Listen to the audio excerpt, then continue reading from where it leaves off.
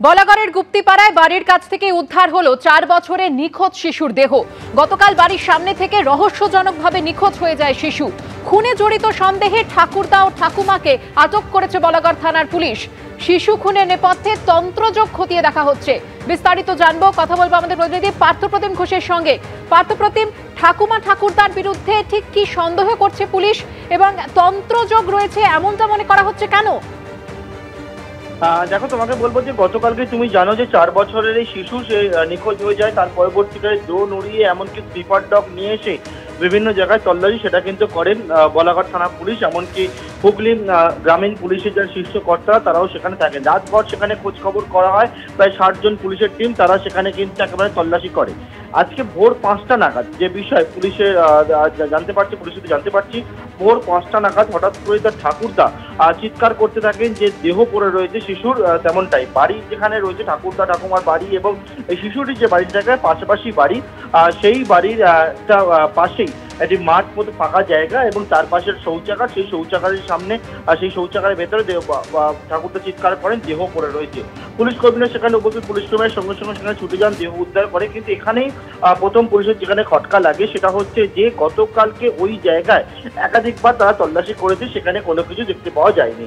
রাতভর ওই শৌচাগার অন্য বহু পুলিশ কর্মী তারা ব্যবহার করেছিলেন, তারা যারা ওখানে ছিলেন তারা কেউ দেখতে পেলেন না। হঠাৎ করে ভোরবেলা দেহ এলো কোথা থেকে? এছাড়াও পুলিশের দাবি ঠাকুরদা এবং ঠাকুমার বক্তব্যে বেশ কিছু জায়গায় অসঙ্গতিও গতকালকে থেকে ধরা পড়ছিল এবং এই শিশুকে শ্বাসরোধ করে খুন করা হয়েছে বলে তারা প্রাথমিক তদন্তে অনুমান করছেন তদন্তকারীরা।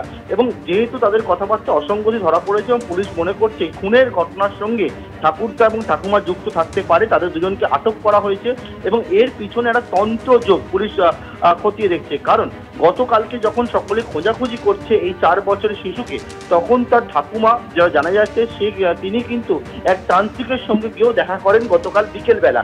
এক্ষেত্রে হঠাৎ করে তান্ত্রিকের সঙ্গে কেন গিয়ে দেখা করেছিলেন সেই তান্ত্রিককেও কিন্তু জিজ্ঞাসাবাদ করতে চলেছে পুলিশ এবং সবে কিছুক্ষণ আগেই ঠাকুরদা এবং ঠাকুমাকে আটক করে তাদের কাছ থেকে তান্ত্রিকের খোঁজ খবর নেওয়া হচ্ছে এবং কেন এই তান্ত্রিকের সঙ্গে গতকালকে তিনি যোগাযোগ করলেন, কি জন্য গিয়েছিলেন। অর্থাৎ এই যে এটা খুনের ঘটনা এবং এই খুনের ঘটনার সঙ্গে তারা প্রাথমিক তদন্তে পুলিশ অনুমান করছেন, পুলিশের সন্দেহ যে ঠাকুরদা এবং ঠাকুমা তাদের যুক্ত থাকতে পারেন। তাদের সঙ্গে এই শিশুর পরিবারের একটা যে পারিবারিক কলহ সেটাও কিন্তু ছিল, তেমনটা পুলিশ জানতে পারছে।